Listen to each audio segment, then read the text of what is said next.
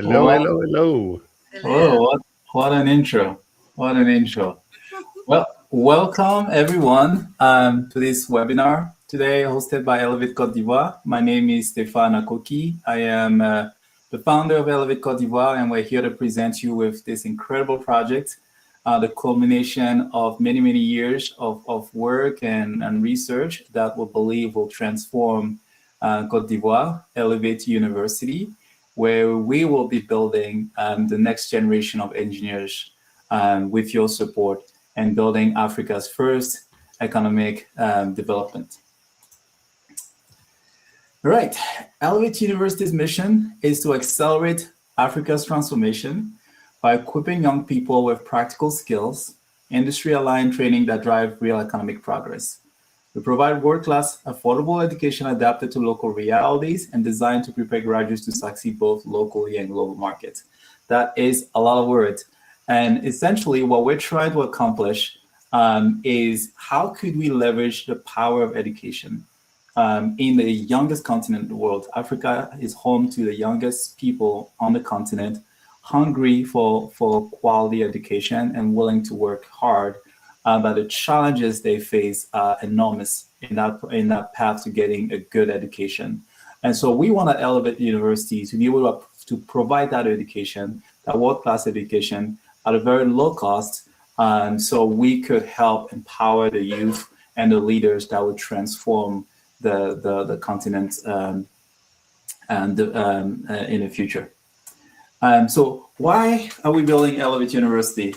This is deeply rooted into my personal experience. So I'm originally from Côte d'Ivoire, and having grown up there, our youth and our people face a lot of challenges. And some of those challenges are shown here and they're rooted into personal experience. When I was 21 years old, planning to go to university, a post-war crisis made it so my university was severely damaged, hence stopping essentially my path to education.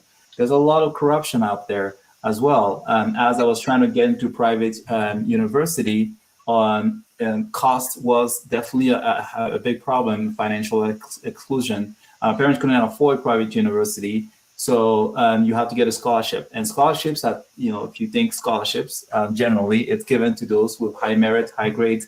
But I was told I needed to pay $200 or $300 to be able to earn the scholarship.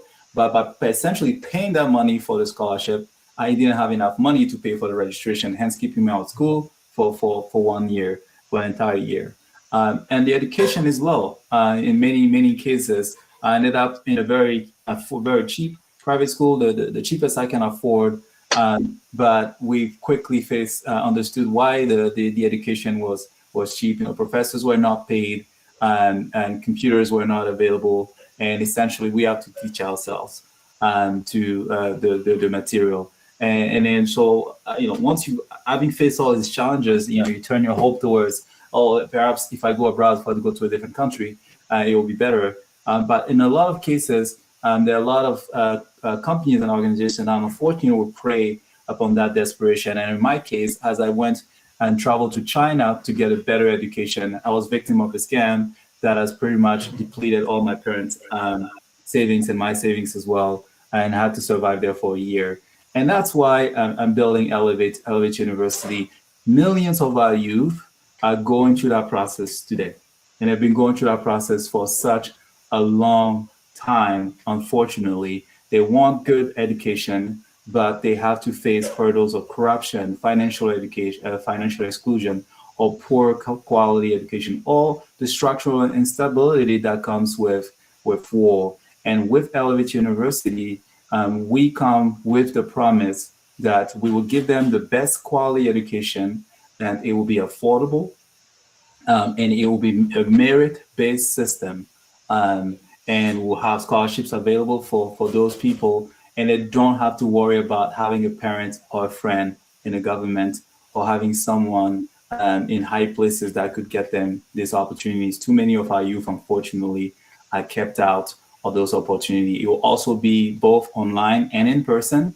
So in the event that there's structural instability, people could still continue their education. And we're so excited to be able to bring that opportunity to Cote d'Ivoire, leveraging the learnings that I have personally from my experience traveling the world, and then having graduated from BYU, and having was blown away by how incredible the education quality was here and the opportunities that the students have here. And I had to go and bring back some of those opportunities back into my home country. Also, leveraging Chris and Harmony here that will introduce themselves in a bit, their knowledge in their industry, in their professional experience and all, and many other volunteers, a dozen volunteers, all the way from MIT to Cal State Fullerton, helping us to bring that vision to reality.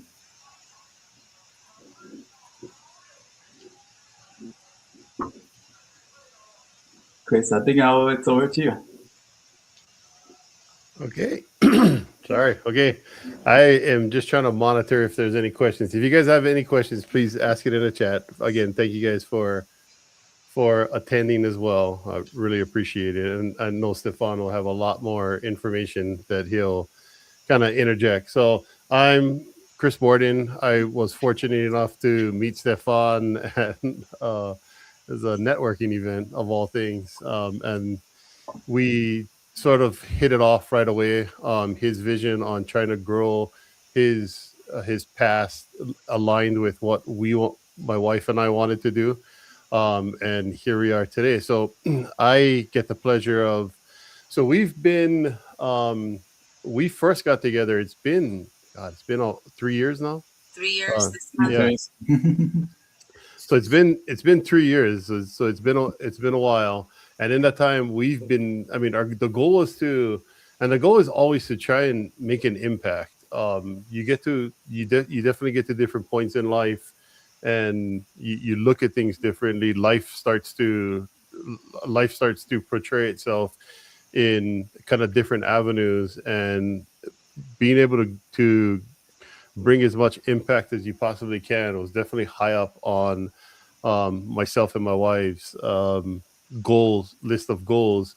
And it was, like I said, just super fortunate that we ended up crossing paths with Stefan, and here we are today. So again, I get the pleasure of sort of giving, and I don't see it right now, but giving the impact that we've done so far.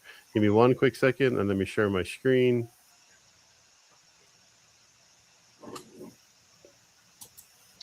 So this is 2025. So every year we try to give a whole culmination of the lives that we've impacted, and our goal is large.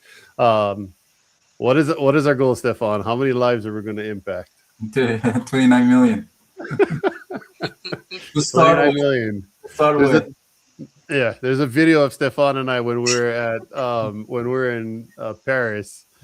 And I asked him what we were doing. He literally said we're going to impact the life of 29 million people. We were supposed to do it in 2 weeks, but it's a work in progress. We're working to get there. So this is our overall impact report. So jobs created. This is in 2025. Jobs created were 12, and not counting the 12, we had paid interns. We trained 45 different assistants on various skills applicable to, I would say, more real world applications. Clients served were 5, and then people assisted were almost 1,000. So let me kind of just break it down real quick. So jobs, the idea for the economic impact, and this stems from education is one of the pillars that we're trying to attack that will hopefully help uplift the whole economic opportunities that people have. That's one of the issues. So we're going to talk a lot about education, but the fundamental portion of the education is to help stimulate and grow economic impact. And again, like there's several pillars. And we started off looking at it from the standpoint of what was the lowest barrier of entry. And we took it from a different perspective. So we are a registered 501c3. Yeah, sorry. We do a lot of 50s, so 501c3. And in that, we wanted to structure it so that it it can be self-sustaining. So as we bring in income, and we'll have a quick slide. As we bring in income, the income is there to help it offset the goals that Elevate has and Elevate wants to accomplish, but again, impacting more of these lives, which is overall trickle effect to the. Again, I was explaining this to someone earlier. They start to bring in income. They take that income and they spend that in the economy, which then creates a trickle effect, bringing more opportunity, which is exactly what we want to do. And we're targeted from the educational standpoint as it stands right now. Now, let me kind of shift down to the bottom real quick. People assisted is almost 1,000. One of the cool things that we get to do is because of the structure and how we have it, it's income generated entity. It generates income from a nonprofit, and we're able to use that to, again, impact people's lives through jobs created. But we also get to do on the ground charity work. And all of that gets funded currently through the Elevate Virtual Assistance Program. And again, the goal is to continue to grow that. So we have a few more slides that sort of show. So the first slide shows just a few stories of some of the jobs that were created and some of the individuals. So these are some of the individuals that got picked up in the last 4 years, all of which are phenomenal people.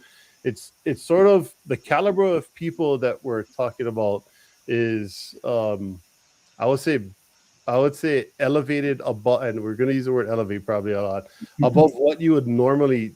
I think you would normally see very, very well educated people, skill sets that are very broad as well, and they just don't necessarily have the opportunity. Now, again, maybe, and Stefan will definitely talk about it, but we wanted to get hyper focused as well on the type of education that we give them. Again, giving them today's real world scenario, but then amplifying that to look at the engineering side of things and how can we uplift that as well. So it kind of works full circle. And then the other really cool thing is that all of the people that we have volunteer to do different types of on the ground volunteer work. So charitable acts where they're at. So here's just a few examples of some of the charitable acts that has been done by the members that actually work, the team members that actually help in Elevate Virtual Assistance Program. So we've had this first one. I won't go through every single one of them just for the sake of time, but there's some very, very cool ones here. This first one was a cancer center in Côte d'Ivoire, where again a lot of the kids are. So think of it as, and this is somewhere kind of near and dear to my heart, but think of it as like St. Jude's, but this is St. Jude's on a smaller scale in Africa, and we were able to, I would say, just brighten their lives for a little bit with giving them a bunch of educational supplies. And again, we're tied heavily to education, so we try to fundamentally focus on that, but we do give food, do community cleanups, as well as a lot of educational supplies. So these are just a few of the on the ground actions that we've done in the past. Here are a few more. We try to do one every single month where we're giving back to kids, women, orphans, widows, just to help uplift their lives that much more. This last slide is, well, second to the last slide, is just all of the people that have helped us again along our path as well. So all of the donors that have donated their own hard-earned money to our cause and to our organization, the partners that we've had, and a bunch of volunteers that come in and help. We have volunteers that help with the education, help with this university, the establishment of it, and then help with English education, different aspects of, again, trying to educate and uplift various communities. And the final slide we have is just the financials. Again, we think it's important. Again, fundamentally having a structure in which we can account for every dollar spent, and every dollar, every dollar spent goes to impacting the lives of people in various African countries. We started off in Côte d'Ivoire, but now have expanded to Nigeria, Ghana, and Botswana, as well as Cote d'Ivoire. And our goal is to keep expanding that impact through various, I guess, through various initiatives, mainly focusing right now on education. All right, Harmony. Me? I thought it was a video. Let's Am I see. going? Oh, actually, I think we want to talk about it. Oh, over it's here. actually it's Stefan's turn. It's me. It's back to me. Back to me. Okay, I'm gonna share my screen. Oh, I guess it's already been shared. So, Chris, you're here. All right. So I'm gonna talk about what will Elevate University look like. Again, thanks, Chris, for sharing this. I think two things to mention is, I think a lot of people, when they spend money or donate to an organization, they always wonder how much does really goes to the cause. And you have lots of organizations out there that have, a pretty expensive operation, where very little end up going to the direct recipient. And I think one thing I'm very proud of is we've built an organization that where we can confidently tell donors every single dollar you donate will go to the cause. And we've given the recent political and geopolitical shift. We've seen lots and lots of funding slash away from organization, and we've been able to stay the course because we've always been sustainability first organization. And we're again very thankful for all of our donors and the impact that they're making. And that all of these support and donations, what's accumulating to now what the Elevate University will be. And so we're planning to open the university September 19 of this year, which is very exciting. It felt like a very far away, but every day gets closer and closer and closer. Planning to have the first day of class September 23rd. So our team will be traveling down there, teams with internal teams, also other volunteers, or anyone actually was interested, who would love to come and see a lot of the work we're doing down there, and would love to be part of this journey of opening the university. Would love to have you be part of this with us. And please reach out if you're able to make the journey there. So what would our roadmap look like? We have an ambitious goal, as Chris mentioned, to transform the country and to transform the economy. And how do we do that? We do that by becoming an economic development university. And if I may take a second here to explain what that means, is so we essentially are building a university that will train engineers on the very problem that a continent needs to face its transformation or its development. So we've identified really core problems that the population in Cote d'Ivoire and many parts of Africa are facing. Things like infrastructure and good roads, and needs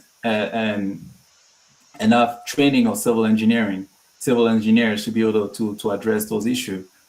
Things like transformation or transforming our local raw material. We export so much we have a lot of good export, like cacao, we're the largest producer of cacao in the world, but our farmers earn so little because we send most of it raw and don't benefit from the power of transformation. Chocolate is very expensive as a finished product because it's gone through so many phases and it adds value to the end product. But if we stay in an economy where we only ship the raw product, it's harder to make the farmer or the population benefit from all these all the raw materials. So with mechanical engineering degrees, that's a really critical challenge for our farmers and for our local communities. How do we industrialize the country, a country where the majority of people are still farming, to be able to produce higher value items? And those are the problems. Those are the large problems that mechanical engineer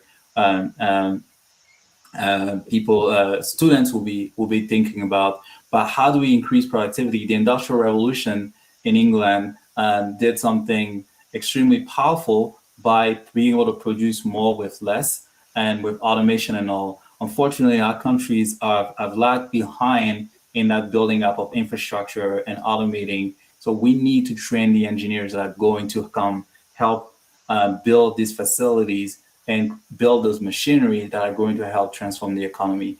Then we come to electrical engineering. We need to be able to power all these plants. There's still a huge number of people on the continent.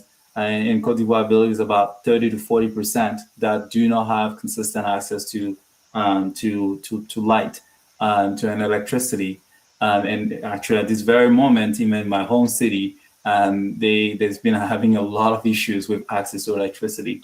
But yet, 60% of 60, I believe 6%. Well, let's say that I don't want to make sure I don't use my statistics right, but we have a huge access to the sun, and we could leverage solar power, but it's it's not very much used currently as an alternative source of powering. And I know it can be costly and all, but how do we train engineers that are going to devise those solutions, thinking about it from an African perspective, similar to agricultural space?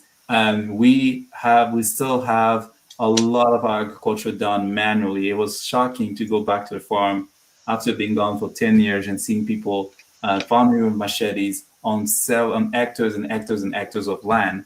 It's not very, very productive. They produce very little and produce just enough to be able to feed their family, but not enough to be able to break that cycle of poverty where machinery is too expensive and out of reach for the majority. So how do you combine agricultural engineers and put the agricultural engineers with the mechanical engineers? How do we build affordable machines for our farmers and affordable tools so they could help spur that development? And that's where, and I think you see kind of the pattern we're going for here. And that's where true impact of the 29 million people that we're talking about will happen.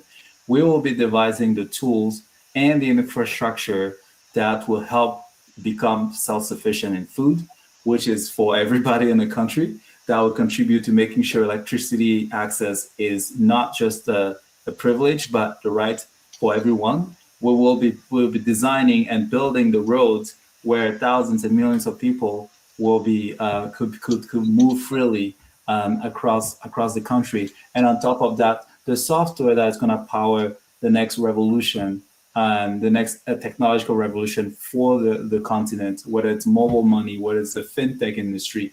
We need to have engineers trained in all those fields.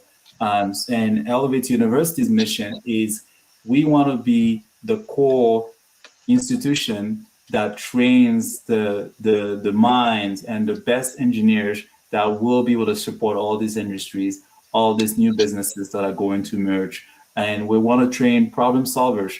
I was very inspired by MIT in this journey of designing Elevate University's vision. MIT was built in the 1800s to support the industrialization of the United States. And we're following that same spirit and that same pattern, a university that's built to solve a problem, not to follow the typical curriculum of what our university should teach, but built for a problem, built to be practical, and built to create opportunities for the engineers that we train, so they can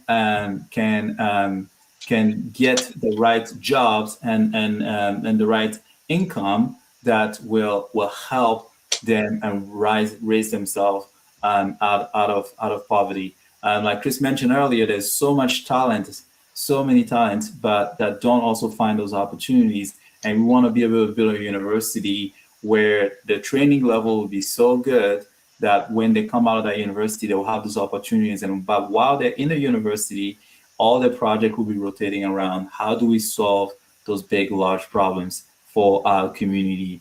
And by doing so, we can pave a path to be able to impact the life of 29 people in Cote d'Ivoire. And when we have achieved that, hopefully soon, we will essentially be building a blueprint that will be replicated in other African countries with the same establishment of a campus and studying of local problems, and then solving those problems with engineering principle. And that's where it gets really exciting, where we start branching out beyond Cote d'Ivoire, but also how do we help other countries and how other economies by replicating an education that is focused on developing the nation by applying core engineering principle.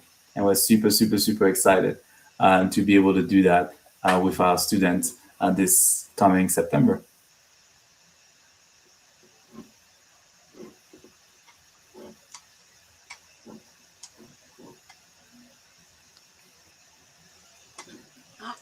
All right, so I think we're seeing some of the video from our former students. My name is Aisha, and I am one of the Elevate Community English class students. I hope that you are doing well. I'm recording this to tell you how this class has been beneficial to me. Determined to understand and speak English fluently, I joined Elevate Team Côte d'Ivoire to learn more about English. I remember that before I became a member and started learning English with the community, I was not able to speak English like I do today. And trust me, now I'm very blessed to be in the Elevate Team. I'm grateful to my peers, to my instructor, Mrs. Ruth, to all of those who have been on my learning journey, and to Elevate Côte d'Ivoire for impacting my life. Thank you so much. And I'm very grateful to Elevate. Thank you, Elevate, for all the best thing you are giving to us. Thank you. Bye. I love that. I love Hello seeing that. everyone, my name is Okoro Ezenwa. I'm from Nigeria. 4 weeks ago, I embarked on an incredible learning journey with Elevate Côte d'Ivoire. It was a 4-week intensive internship, and today I'm grateful for the transformation. And I want to announce to you guys that I just completed an internship with Elevate Côte d'Ivoire as a virtual assistant. It was an amazing experience for me.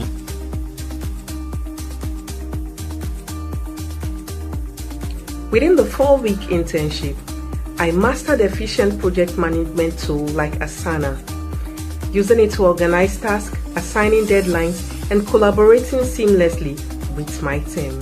Although I had some experiences working as a virtual assistant, this experience was one that exposed me to more learning, because they say, of course, there is never an end to learning. I was exposed to learn how to use even more tools, from Go High Level to Surfshark, CapCut, and Canva. These are amazing tools that are necessary for anyone who wants to succeed and be an A player in the VA space. Another amazing tool called QuickBooks helped me track finances, manage my invoices, and maintain smooth bookkeeping operations. It's customer relationship tools like LinkedIn automation, MailChimp, Go High Level. I learned how to streamline messages,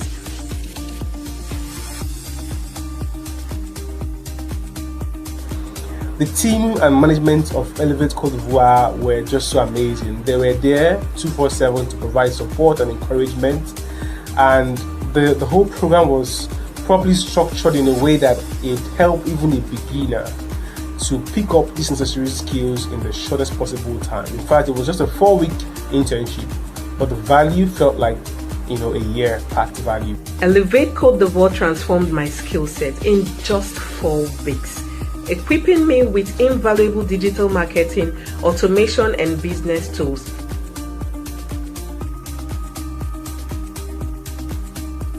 I am deeply grateful to Elevate Côte d'Ivoire.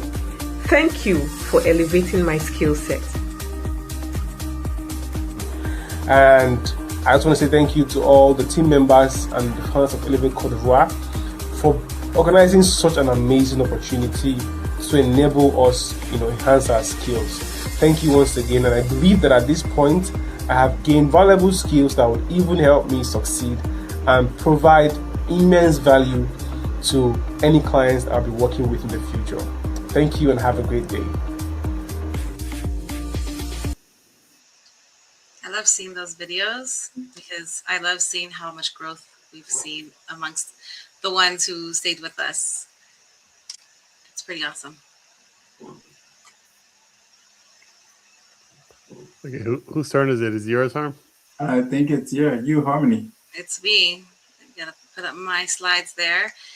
Yeah, so it was pretty cool to see the videos and see the people come through. And I'm going off script here for a second because in the first video you see Bonavé, and we met him in person 2 years ago, and his English was very, very limited. I'm talking like a few words only, to now he's one of our full-time staff members, and his English is much, much better. And I just love seeing the growth within all of them every single day. So this is exciting. Okay, I think I am ready to get started, because I want to emphasize that talent is not the problem in Côte d'Ivoire or any part of Africa for that matter. It's access. There are young people who are capable, motivated, and they're ready to learn, but they simply don't have the same tools or opportunities that we take for granted. And when you think about it, you can train a computer engineer, but not without a computer. That's a small gap. That's the difference between potential and opportunity. That's exactly why we're building Elevate University. Not just another school, but a place where students get to gain real, practical, job-ready skills that will lead to actual work and actual income and actual change for their families. So right now, where we're at is a really important point. To launch our computer engineering program, we do need to raise $50,000 to get started. $50,000. That goes directly towards building the initial foundation for computers and software. This isn't overhead, and this is what a student will get to sit down and use every single day. The computers, the software, is where they're going to learn to build and grow into being professionals. At the end of the day, this isn't about the equipment, it's about the people.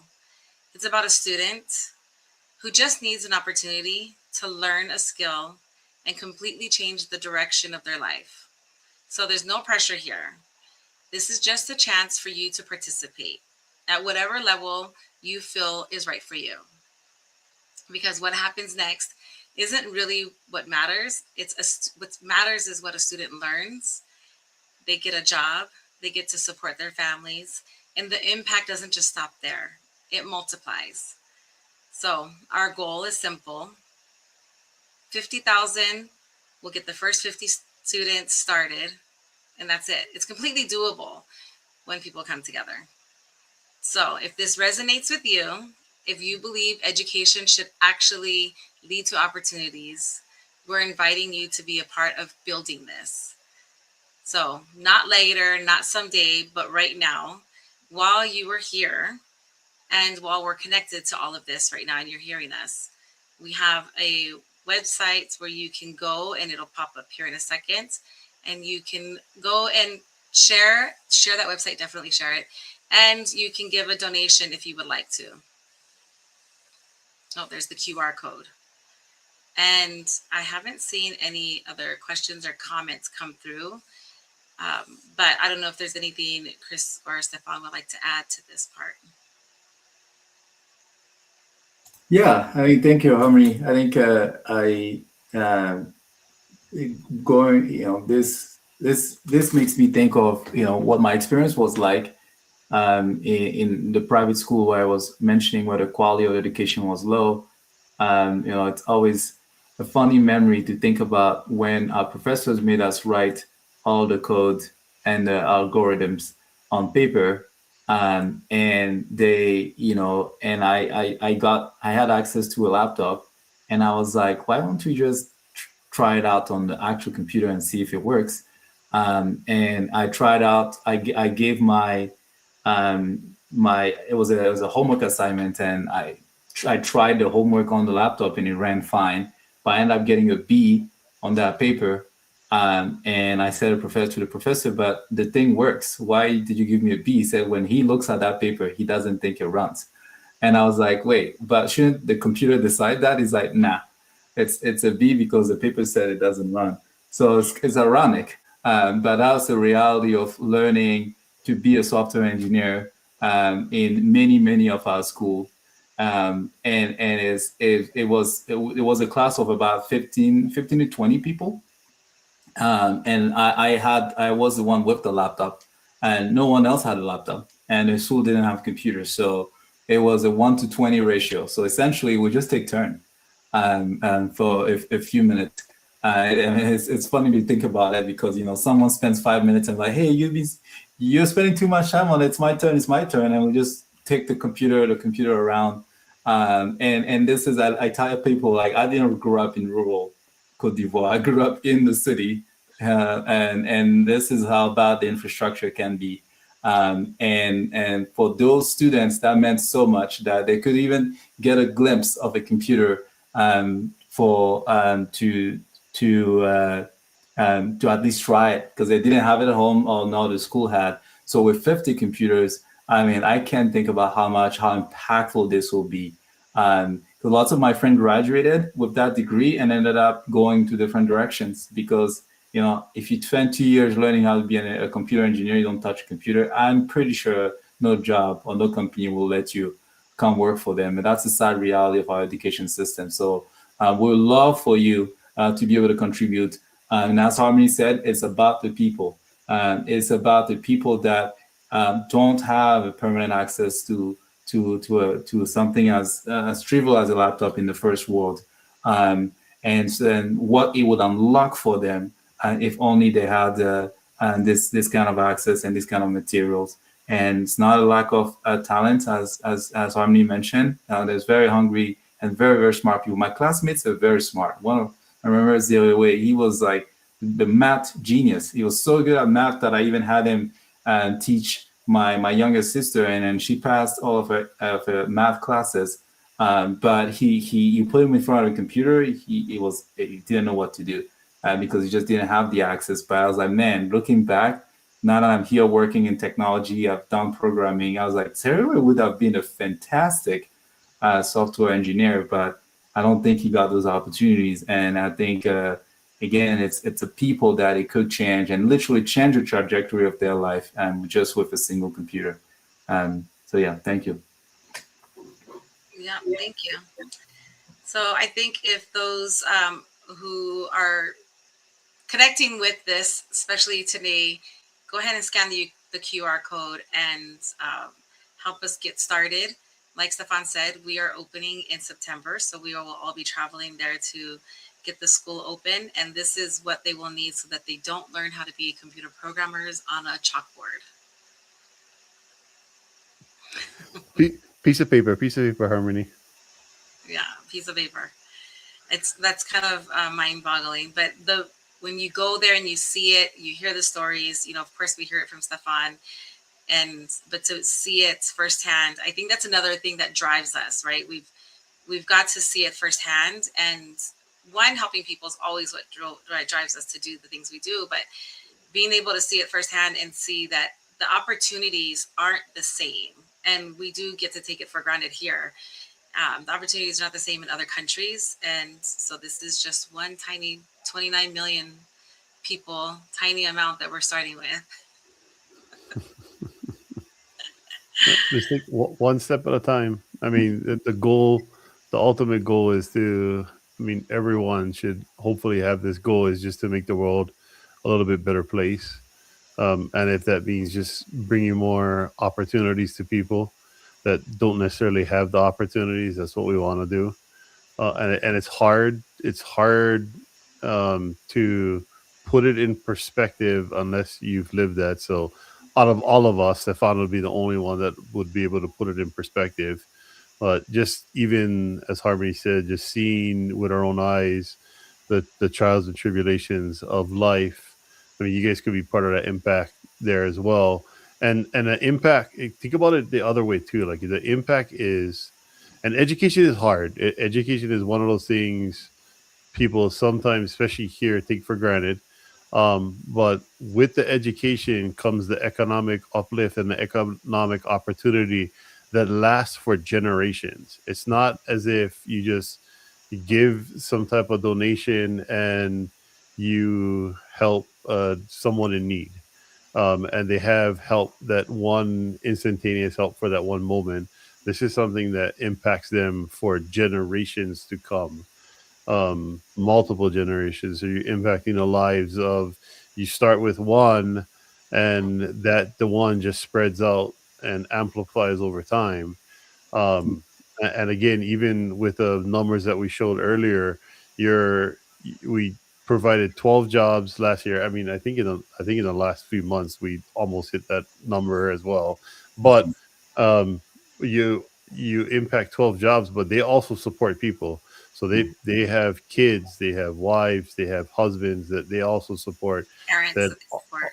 parents that they support. So the impact is further and farther reaching, and then the impact of the education is even that much more further reaching, because if they can get the education to give themselves opportunities, to give their families opportunities that they never had, their kids will realize the same thing and be raised around an atmosphere that can uplift them as well. So the impact is that much larger.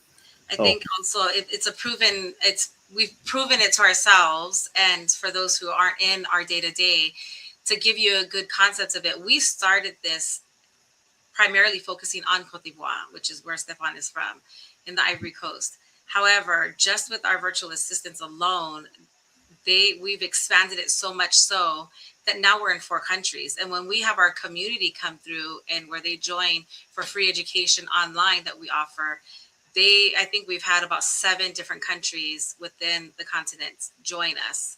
So that just goes to show how limited their resources are for them to learn outside of their traditional or untraditional ways, and how much they all thrive for that education and those opportunities. So that's just to kind of put it in perspective. Like right now, our team is full of 4 different countries that we employ within the virtual assistance program, and we started with 1 country as a focus, and it's amazing to see the growth in a short time. Hopefully you guys can help us on our journey.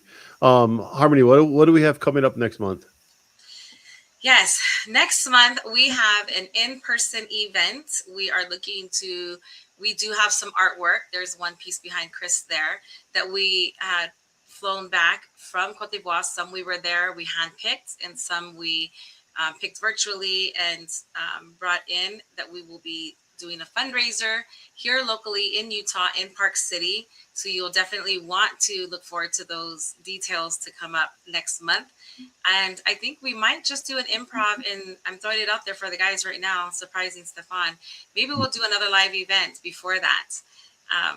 We want to make sure that we're giving everyone the same opportunity with being able to participate and be a part of our growth here, because it really does mean a lot to us, and it means a lot to our team and the individuals that we're going to get to serve. Yeah, it means a lot more to the people there that get the opportunities. Yeah. Any final words, Stefan? Thank you. I can only say thank you thanks to Chris and Harmony for supporting this mission, and all of our volunteers. And thank you for all the supporters out there. I am, if I may use the word, a living witness of what the combination of education and opportunity can do. I was, as you were both speaking, I was thinking of a dear friend of mine, Kerry Hopkins, that unfortunately passed out of cancer a few years ago. He's the one that provided a path with a scholarship while I was stranded in China, and I had no really way out and to get a better education. He sponsored my education through his foundation to come and study here in the U.S. And then it just took that one opportunity, and then that turned into more opportunities. Now I graduated from BYU Information System, and that led me to some of the best companies in the world. And that's all it took, one person to believe in me. And as soon as I got here, Elevate started. And we've done a lot and lots of different things, but talking about this ripple effect, Chris was mentioning, you help one person, it helps the family, the brothers and sisters. And that was the same for me. I came here, I started helping my family, started helping my friends, and with Elevate, we brought in that impact. And over the past past few years, we've reached thousands and thousands and thousands of people. And it's I bring up Kerry because I think he's seen some of the things I was starting to do. But at some time I'm a little sad. I wish Kerry could see that this random kid from Ivory Coast stuck in China. It's like, what are you even doing there? Went from, I'm just giving a scholarship to a kid from Ivory Coast that is stuck in China, to now that it's my turn now to return the favor, and not only just providing scholarship, but building an entire institution that will ensure that thousands and thousands and millions to come will have the best world-class education to at home, so they don't have to go through that treacherous journey. But again, started with one opportunity, and I look forward to many, many years from now, and I look forward to the engineers that we'll be training and the leaders we'll be training. And we see already, as shown by Chris, all the humanitarian impact that our own workers and collaborators in the different countries we're helping are doing. And I look forward to what our engineers will be building, and the thousands and millions of lives they will also be impacting. And that's what we are, and that's what is so exciting about this work. It only takes one person to receive, and then in their turn, they go back and give some more, and then in that cycle, thousands and millions are impacted. So again, thank you so much. And I want to part with those words as I want you to reflect on not just the impact of the one, but the impact of the many that will benefit from your generosity. Thank you very much. All right, thanks everybody. You guys have a great rest of your night, and hopefully you guys get to see us and help us on the journey, and maybe we'll see you there. Hey, thank you. Bye. Yeah, bye.